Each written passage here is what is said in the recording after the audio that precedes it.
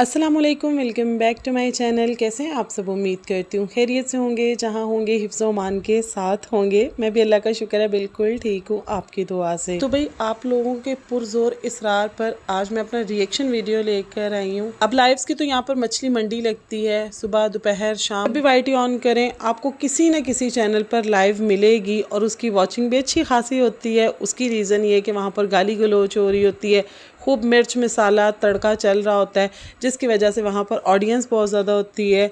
तो मैं लाइव आने का पहले सोच रही थी, लाइव में कुछ पॉइंट्स रखने का सोच रही थी, लेकिन पाकिस्तान जिंदाबाद और फिर जिंदा दिलाने लाहौर, उनके तो क्या ही कहने हैं।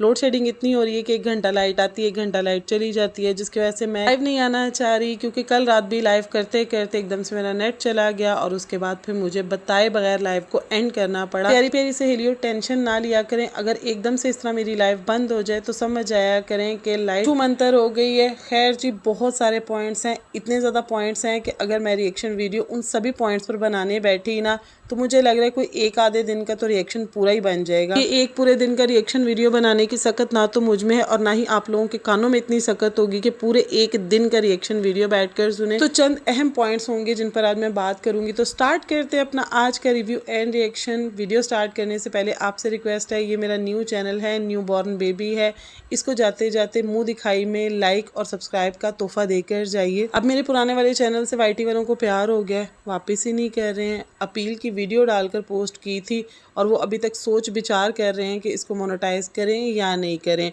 तो खैर, जब तक वो मोनेटाइज होकर वापस नहीं आता है मैं यहीं पर वीडियोस पोस्ट करूंगी। इंशाल्लाह जैसे ही वो मोनेटाइज होकर वापस आ जाएगा फिर वहाँ पर मैं अपनी रिएक्शन वीडियोस पोस्ट किया करूंगी और यहाँ पर आप लोगों के साथ गपशप के लिए लाइव लगाया करूंगी। क्योंकि इसे मैंने बैकअप चैनल बनाना है। अल्लाह ना करे दोबारा से मेरे चैनल के साथ कभी कुछ हो तो मैं एकदम से घबरा ना जाऊँ, मेरे पास बैकअप में भी कुछ पड़ा होना चाहिए भाई। तो खैर जी, अपने चैनल की रुदात फिर कभी आप लोगों को सुनाएंगे। अभी हम बात कर लेते हैं बड़ी यूट्यूबर के बेटे की बर्थडे पार्टी पर। उस बर्थडे पार्टी को लेकर काफ़ी ज़्यादा सवाल पूछे जा रहे थे। फिर केस बीबी की कल लाइव हुई है, केस बीबी की लाइव पर बात करेंगे। और फिर जी वर्दा और सोनिया ने कल लाइव की है। 2 ग्रुप्स बन चुके हुए हैं सपोर्टर्स के। एक वो ग्रुप है जिसे कि बड़ी यूट्यूबर ओन करती हैं, लेकिन वो पब्लिक में कुछ भी नहीं कर रही हैं, सब कुछ पीछे पीछे चल रहा है। तो बड़ी यूट्यूबर के मुस्तकबिल को लेकर अब लोगों के जहन में काफ़ी सवालात पैदा होना शुरू हो गए हैं कि क्या उनके जवाल का वक्त स्टार्ट हो गया है, बड़ी यूट्यूबर का काउंट डाउन स्टार्ट हो गया है। तो इस पर अपना पॉइंट ऑफ व्यू आप लोगों के साथ शेयर करूंगी। अच्छा भाई, सबसे पहले तो हम इनकी बर्थडे पार्टी पर बात करेंगे। बर्थडे पार्टी के लिए एक बहुत बड़ा फार्म हाउस बुक करवाया गया। अब जितना बड़ा फार्म हाउस था मुझे लग रहा था कि भाई यहाँ पर बहुत ज़्यादा गेस्ट आने वाले हैं। बर्थडे से एक रात पहले वहाँ पर एक बारबेक्यू पार्टी भी की गई, यानी कि जिन मेहमानों ने बर्थडे पर आना था उन्हीं मेहमानों में से चंद मेहमानों को बुलाकर उनके साथ बारबेक्यू नाइट भी किया गया, जहाँ पर हमारी बड़ी यूट्यूबर साहिबा को सर्दी भी लग रही थी। अब उनकी वो जो सर्दी वाला क्लिप था ना, उसको देखकर मैं खुद भी चकरा गई कि पाकिस्तान में शायद ही कोई एरिया ऐसा होगा कि जहाँ पर इस वक्त मौसम बहुत ठंडा जा रहा है। तकरीबन हर जगह पर ही गर्मी हो चुकी है। अगर कहीं पर मौसम ठंडा होगा भी तो वो नॉर्मल ठंडा होगा, आग लगाकर उसके करीब बैठने वाला बिल्कुल भी नहीं होगा। लेकिन हमारी बड़ी यूट्यूबर साहिबा ने कुछ तो फिल्मी सीन क्रिएट करने होते हैं तो उन्होंने आग जला ली, इधर भी उधर भी, यहाँ भी वहाँ भी, दोनों तरफ लगी ये आग, मतलब लकड़ियों को आग लगाकर उन्होंने बारबेक्यू पार्टी की। अब जिस तरह से ये लोग एक दिन पहले चले गए, बारबेक्यू पार्टी कर रहे थे, जिस तरह से इखराजात दिखाए जा रहे थे, उसे देखकर यही लग रहा था कि बर्थडे पार्टी काफ़ी ज़्यादा ग्रैंड पार्टी होने वाली है। लेकिन बर्थडे पार्टी के व्लॉग को देखकर एक्साइटमेंट तो एक तरफ थी, लेकिन जहन में बहुत से सवाल पैदा हो गए कि एक बच्चे का बर्थडे है लेकिन उसी की एज का कोई बच्चा बर्थडे पार्टी में नहीं था। उसे या तो छोटे बच्चे थे और उससे बड़े सब अंकल थे, आंटीज थी, कोई उसकी एज का बच्चा नहीं था। फिर जिस तरह बर्थडे पार्टी सेलिब्रेट करने से पहले स्विमिंग पूल में सब लोग मौजूद थे ना, तो ये बर्थडे पार्टी कम लग रही थी, पूल पार्टी ज़्यादा लग रही थी। अब यहाँ पर मेरे जहन में एक मासूमाना सा सवाल आया है। भाई मैं हमेशा मासूमाना से सवाल पूछती हूँ, उस पर लोग कहते हैं इनकी ज़बान गंदी है, ये बड़ी यूट्यूबर को बहुत गंदा बोलती हैं, ये फलां को बहुत गंदा बोलती हैं, लेकिन मेरे मासूमाना से सवाल का जवाब कोई भी नहीं देता। लेकिन छड्डो जी, सवाल ये था कि बड़ी यूट्यूबर एक रात पहले ही फार्म हाउस पर चली गई थी, उनके हस्बैंड भी चले गए थे, रमज़ान भी चला गया था, यानी कि पूरी फैमिली एक दिन पहले ही फार्म हाउस पर चली गई थी। तो बर्थडे के लिए जो डेकोरेशन थी वो एक दिन पहले क्यों नहीं की गई, फिर एंड एंड टाइम पर जो डेकोरेशन की गई थी वो तो ऐसे लग रहा था कि सिर्फ फॉर्मेलिटी पूरी की गई है, कोई एक अच्छा सा सेटअप नहीं बनाया गया। मतलब इतना बड़ा फार्म हाउस बुक करवाया गया, लेकिन उसमें एक छोटी सी जगह पर जाकर चंद बलून्स लगा दिए गए थे, यानी कि तैयबा और आयत का जो बर्थडे सेलिब्रेट किया गया था वो जगह तो इतनी बड़ी नहीं थी, लेकिन वहाँ पर सेटअप अच्छा बना लिया गया था। लेकिन यहाँ पर इतनी बड़ी जगह में इतना छोटा सा सेटअप, ये तो ऊँट के मुंह में जीरा देने वाला हिसाब था। और दूसरा मासूमाना सा सवाल मेरा ये है कि हमारी केस बीबी साहिबा उम्रा करके आई हैं, उनको मेरी तरफ से उम्रे की बहुत मुबारक हो। अल्लाह ताला उनकी इबादतें कबूल फरमाए, उनका जाना आना वहाँ पर कबूल फरमाए। कल अपनी लाइफ में वो रो रही थी, मुझे बहुत ज़्यादा दुख हो रहा था कि जो आंखें अभी मक्का और मदीना देख कर आई हैं, वो आंखें बड़ी यूट्यूबर के झमेलों की वजह से छम बरस रही हैं। तो भाई अल्लाह ताला उनके साथ भी आसानी वाला मामला फरमाए। लेकिन एक बात की मुझे बिल्कुल भी समझ में नहीं आई है कि जब इंसान उम्रा करके आता है, माशाल्लाह जिस तरह से वो अपने घर बार के बारे में कल बता रही थी कि वो एक आर्मी फैमिली से बिलोंग करती हैं, उनके मिलने मिलाने वालों का एक बहुत बड़ा सर्कल है। फिर बड़ी यूट्यूबर को वो अपनी बहन अपनी बेटी कहती हैं, केसेस का इतना बोझ है उनके सर पर, दिन रात वो केसेस की वजह से परेशान भी रहती हैं, बीमार भी हो गई हैं। अब वही केस बीबी जब उम्रा करके आ रही हैं, भाई उम्रा कोई छोटी बात नहीं होती है, ये अल्लाह ताला की तरफ से एक बहुत बड़ी सादत होती है। और इंसान अल्लाह के घर का मेहमान बन के आता है, अल्लाह का मेहमान बनकर आता है, तो उसकी तो बहुत ऑनर की जाती है, बड़ी इज्जत दी जाती है उसको। तो क्या आपको नहीं लगता है कि बड़ी यूट्यूबर साहिबा को एयरपोर्ट जाना चाहिए था, उनको वहाँ पर वेलकम करना चाहिए था, एक अच्छी सी वीडियो उनके लिए बनानी चाहिए थी कि देखें ये मुझे अपनी बहन कहती हैं, मुझे अपनी बेटी कहती हैं, तो मैं भी इनकी बहन होने का हक अदा कर रही हूँ। बेटे की बर्थडे सेलिब्रेट करने से पहले वो अपनी बहन को लेने के लिए एयरपोर्ट पर जाती और उनको एक स्पेशल प्रोटोकॉल देती ताकि उन्हें भी खुशी महसूस होती। लेकिन यहाँ पर तो कुछ और ही देखने को मिल रहा है कि भाई केस बीबी को डायरेक्टली बर्थडे पर इनवाइट किया जा रहा है, वहीं पर उनके गले में फूलों का हार पहनाया जा रहा है। और ज़्यादा हैरत मुझे पता है किस बात की हुई कि उनकी अपनी सगी बहन फायजा साहिबा भी वहीं पर मौजूद थी। उनके लिए भी अपनी बहन के उम्रे से बढ़कर मुस्तफ़ा का बर्थडे था, वो वहीं पर आई हुई थी और वहीं पर उन्होंने बाकी लोगों की तरह फूलों की माला पहनाने की फॉर्मेलिटी पूरी कर दी। जी ये सवाल मुझे बहुत ज़्यादा अजीब लगा, तो बड़े मौदबाना अंदाज में मैंने पूछा है। तो जो बहनें कहती हैं कि मैं बड़ी यूट्यूबर साहिबा को या फिर केस बीबी को गालियाँ देती हूँ, गंदी ज़बान इस्तेमाल करती हूँ, तो मैंने आज और अच्छी तरह से कोशिश की है कि मैं उर्दू लुगत का अच्छे से इस्तेमाल कर सकूँ। लेकिन अगर अभी भी आप लोगों को मेरी ज़बान से मसला हो तो नेक्स्ट टाइम मैं लखनवी उर्दू बोलूँगी। मेरी ज़बान की सिफ़ात के बाद हम ज़रा पेट पूजा पर भी आ जाते हैं। हम बात कर लेते हैं मेन्यू की। अब एक रात पहले बारबेक्यू पार्टी की गई, उसमें चाय भी थी, चिकन टिक्का भी था, कबाब भी थे, बड़ा अच्छा एक सेटअप बनाया गया था। उसको देखने के बाद मुझे लग रहा था कि बर्थडे का मेन्यू भी अच्छा होगा।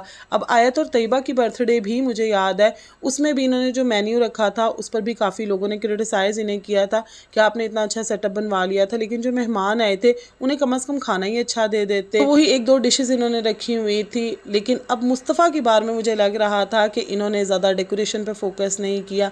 फार्म हाउस तो बुक करवा लिया है, जितना इन्होंने पूल पार्टी करनी थी वो भी कर लिया है, लेकिन मेन्यू ज़बरदस्त होने वाला है। भाई पॉलिटिशियंस आए हुए हैं, बड़ी बड़ी सेलिब्रिटीज आई हुई हैं, मेन्यू तो फर्स्ट क्लास होने वाला है। लेकिन मेन्यू में सिर्फ बिरयानी थी और कोरमा था। इस मेन्यू के बाद सिर्फ 1 मिनट की खामोशी, इस पर मैं अपना कोई ओपिनियन नहीं दे सकती। बिरयानी भी बहुत मज़े की लग रही थी, कोरमा भी बहुत मज़े का लग रहा था। अब आपको मेन्यू देखकर क्या लग रहा था वो आप लोगों ने मुझे कमेंट सेक्शन में बताना है, क्योंकि ये जितना खाने का अरेंज किया गया था ना, इसको देखकर वो जो मेहमान आए हुए थे मुझे उनके हाल पर ज़रूर रहम आ रहा था। इतनी दूर फार्म हाउस पर आई हैं, इतने महंगे महंगे गिफ्ट लेकर आई हैं, इतनी तैयार श्यार होकर, झुमके पहनकर, गले में चोकर डालकर, और मेन्यू सिर्फ बिरयानी और कोरमा। इनके मेन्यू को देखकर तो मेरे ज़हन में यही बात आई कि इन्होंने जो एक रात पहले बारबेक्यू किया था ना, वो बारबेक्यू ये एक रात पहले ना करते, बल्कि नेक्स्ट डे अपने मेन्यू में उसको भी ऐड कर देते। बर्थडे के मेन्यू का कोई मुंह मत्था ही निकल आता। लेकिन ना जी, हमारी बड़ी यूट्यूबर को सारी कंजूसी हमेशा मेन्यू में याद आती है। बाकी वो अपने फ्रॉक से लेकर अपने बच्चों के कपड़ों तक, फोटोग्राफर से पिक्चर्स बनवाने से लेकर रील्स बनाने तक, बार बार चाय पीने से लेकर मैं कैसी लग रही हूँ पूछने तक, उनके हर काम में परफेक्शन नजर आती है।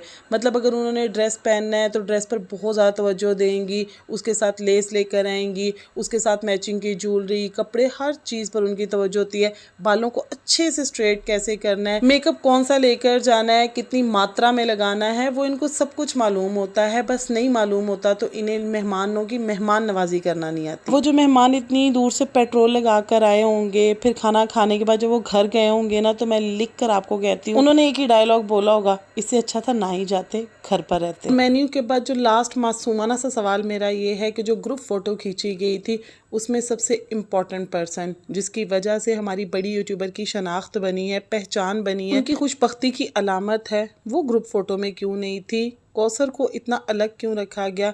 मतलब इतने मेहमानों में अगर आप एक इंसान को इग्नोर कर रहे हो जो आपका फैमिली मेम्बर है, जिसको लेकर आप यूट्यूब पर लोगों की सिंपैथी हासिल करती हैं, उसकी परवाह करती नज़र आती हैं, लोगों की नज़र में ख़ुद को महान साबित करती हुई नज़र आती हैं, तो उसी कौसर को ग्रुप फ़ोटो में नहीं लिया गया। हालांकि ग्रुप फ़ोटो में सभी मौजूद थे सवाए कौसर के, तो कौसर को पिक्चर में क्यों नहीं लिया गया? ये तो बहुत बड़ा जुल्म है। जीना होगा, मरना होगा, धरना होगा, धरना होगा। कौसर और इब्राहिम को जिस तरह से इग्नोर किया जा रहा था सभी मेहमानों के दरमियान में, ग्रुप फ़ोटो के दरमियान में, तो वहाँ से समझ जाएं कि 13 साल मोहब्बत की क्या हकीकत हो सकती है। तो खैर जी, हैप्पी बर्थडे को लेकर मेरे जहन में सिर्फ यही पॉइंट्स थे। अगर आप लोगों के जहन में कोई पॉइंट्स हो तो मुझे कमेंट सेक्शन में ज़रूर बताइएगा। अब हम बात कर लेंगे बड़ी यूट्यूबर के 2 सपोर्टर्स ग्रुप पर। बड़ी यूट्यूबर के मुस्तकबिल को लेकर अब लोग काफ़ी ज़्यादा परेशान हो रहे हैं कि बड़ी यूट्यूबर का क्या मुस्तकबिल होगा। एक तरफ वो सपोर्टर जो 2 साल से उन्हें डिफेंड करते आ रहे हैं, उनकी सपोर्ट में वीडियोस बनाते आ रहे हैं, और एक वो ग्रुप है जो अभी हाल ही में लीगल टीम के नाम से सामने आया है। तो अब बड़ी यूट्यूबर किसको ओन करेंगी? केस बीबी ने कल जो लाइव की थी वहीं पर उनकी बहन फायजा आती हैं, जिन्होंने आकर बड़ी यूट्यूबर की जानिब से एक बहुत बड़ा स्टेटमेंट रखा कि भाई बड़ी यूट्यूबर कहती हैं कि केस बीबी मेरी बहुत प्यारी बहन है, कोई भी अगर इनके खिलाफ बोलता है या उन पर ये इल्ज़ाम लगाता है कि उन्होंने फंड्स इकट्ठे करके केस के नाम पर लिए हैं, तो भाई ऐसे इंसान को तो मैं अपना सपोर्टर कहूँगी ही नहीं। अब इस स्टेटमेंट के बाद जो बड़ी यूट्यूबर की सपोर्टर्स हैं, जो 2-2.5 साल से लगी हुई हैं, उनको सपोर्ट कर रही हैं, उनके लिए वीडियोस बना रही हैं, उनके लिए लोगों से लड़ झगड़ रही हैं, उनका भी एकदम से दिमाग आउट हो गया कि ये कैसी स्टेटमेंट थी जो बड़ी यूट्यूबर के बिहाफ पर फायजा साहिबा आकर दे रही हैं। खैर जी, लाइव्स लगी हैं दूसरे ग्रुप की जानिब से, जिनमें उन्होंने बड़ी यूट्यूबर से डिमांड की कि भाई अब आप सामने आए और आकर हमें डायरेक्टली डिसऑन करें। अब इसी दौरान कदीर साहब ने भी लाइव लगा ली और यहाँ पर इल्ज़ाम लगाया जाता है वर्दा पर कि उन्होंने झूठी कसम खाई। देखिए, मैं किसी की भी साइड से होकर नहीं बोल रही, ना ही मुझे ग्रुप ए से कुछ लेना देना है और ना मुझे लीगल टीम से कुछ लेना देना है। मैं इन दोनों ग्रुप्स का ही कोई हिस्सा नहीं हूँ, ना मैं दोनों को सपोर्ट करती हूँ और ना ही मैं दोनों की ही किसी बात से एग्री करती हूँ। खैर जी, कदीर साहब ने लाइव लगाई जिसमें उन्होंने वर्दा को लेकर ये बयान दिया कि साजिद साहब कहते हैं कि ये औरत तो गालियाँ देती है, मतलब ये अच्छी औरत नहीं है, जिस पर वर्दा साहिबा को भी बहुत ज़्यादा गुस्सा आया। अब यहाँ पर थोड़ा सा ज़रा कदीर साहब का भी मैं किरदार आप लोगों के सामने रखती चलूँ कि कदीर साहब वही इंसान है जो कुछ अर्सा पहले केस बीबी की लाइव में आए हुए थे और वहीं पर वर्दा भी मौजूद थी, और इन्होंने वर्दा को टारगेट किया था किसी कमेंट को लेकर कि मेरे कमेंट सेक्शन में जो कमेंट किया गया है मेरे अगेंस्ट में, वो कमेंट किसी और ने नहीं बल्कि हाजरा उर्फ वर्दा ने किया है। अब उन्होंने उस वक्त वर्दा का नाम क्लियर नहीं लिया था, लेकिन जिस तरह से बात को गोल गोल घुमा रहे थे ना, वो वर्दा पर ही बात जा रही थी, जिस पर वर्दा केस बीबी के पैनल पर गई और उन्होंने कदीर साहब से ये कहा कि भाई क्या आप कसम खाते हैं कि आपने मेरा नाम नहीं लिया? क्योंकि कदीर साहब केस बीबी की लाइव में आकर मुकर गए थे कि मैंने तो वर्दा का नाम नहीं लिया, ना ही मैंने वर्दा की तरफ इशारा किया है। तो जब वर्दा ने उनको कहा तो इन्होंने भी कसम खाई थी, और वो लाइव मैंने अपने कानों से सुनी जिसमें इन्होंने कलमे की कसम खाई थी और ये कहा था कि भाई मैं आपके बारे में वो बात नहीं कर रहा था। तो कल लाइव लगाकर यही कदीर साहब कहते हैं कि भाई साजिद साहब जो हैं वो तो वर्दा को अच्छा नहीं समझते हैं, वो गाली गलौज करती है, यानी कि उन्होंने पहले भी वर्दा को ही टारगेट किया था लेकिन झूठी कसम खा गए थे। अब आप लोग देख लें कि इन तमाम सपोर्टर्स की आदत है झूठी कलमे की कसम खाना, कुरान की कसम खाना, मतलब इन लोगों के लिए बहुत मामूली बात है, बहुत छोटी बात है। खैर जी, बड़ी यूट्यूबर साहिबा जो पीछे पीछे बैठकर सारी गेम खेल रही हैं, फ्रंट पर नहीं आ रही हैं। हालांकि ये बात अब सिर्फ वर्दा की या सोनिया की या किसी भी XYZ सपोर्टर की नहीं रह गई है। अब तो जो देखने वाले व्यूवर्स हैं ना, वो भी बड़ी यूट्यूबर से सवाल कर रहे हैं कि भाई आप डायरेक्टली सामने आए, आप पीछे पीछे से बैठकर क्या कभी किसी के जरिए स्टेटमेंट भिजवा रही हैं, कभी किसी के जरिए स्टेटमेंट भिजवा रहे हैं। हम तो आपको बहुत मासूम समझते थे, हमें लगता था कि लोग आपके लिए प्लानिंग प्लॉटिंग कर रहे हैं, बट आप तो खुद लोगों के लिए प्लानिंग प्लॉटिंग कर रहे हैं। मुझे अच्छे से याद है, मैंने एक बार एक वीडियो बनाया था जिसमें मैंने इनको कहा था कि मेरी बात को लिख लें कि एक दिन आएगा जब बड़ी यूट्यूबर आप लोगों को भी ठेंगा दिखाएंगे, क्योंकि उन्हें अपना मफाद बहुत ज़्यादा अजीज है और अपने मफाद की खातिर वो किसी को भी अपने कदमों तले रौंद कर जा सकती हैं। तो मेरी उस वीडियो पर एक दो रिएक्शनिस्ट ने बड़ा सख्त किस्म का रिएक्शन दिया था, जिसके बाद मैंने उस वीडियो को प्राइवेट कर दिया है कि चले जी वक्त आएगा तो देखी जाएगी। तो भाई मेरी वो लिखी हुई बात पता नहीं इन्होंने लिखी या नहीं लिखी, लेकिन मैंने ज़रूर याद रखी हुई थी, वही पूरी हो गई।